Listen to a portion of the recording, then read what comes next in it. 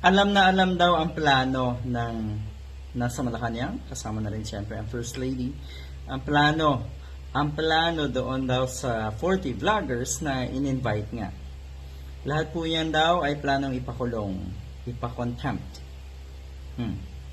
Kasi sila daw yung matinding mag-criticize kay Marcos Adictus Vangag Jr. Administration. Yung mga ganitong ginagamit na word, eto naman ay libelous din kasi alam ng sambayanan kung sino ang tinutukoy na itong si Maharlika, na itong si Buljakan ko, no?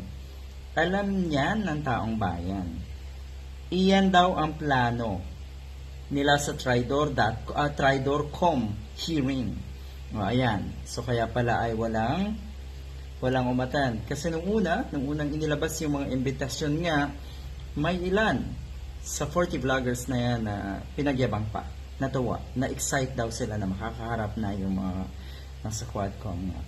Yung pala, bahag din ang buntot. So doon pa lang sa idea na yon, yan yung malaking patunay na kayo po ay mga sinungaling. Na kayo po ay walang isang salita, walang word of honor. Bottom line, sinungaling nga. Saan ba nagmula ang lakas ng loob nyo para kayo ay magpakalat ng fake news? Doon sa inyong values mula pa sa poll na kayo ay mga sinungaling. Hindi ko alam kung paano kayong nasanay na magsinungaling. It could be in the family. Diba? Or it could be yung mga tao naman na nasa paligid mo na, yung mga nakahalubilo mo na. Pero malaking proseso, mahabang proseso.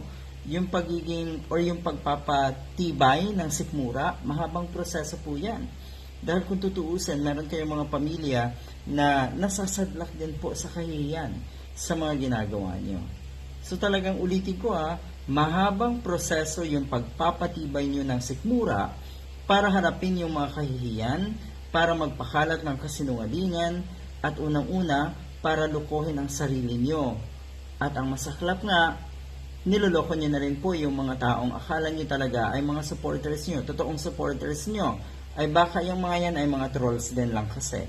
So bottom line, ang totoong niloloko nyo dito ay ang mga sarili nyo.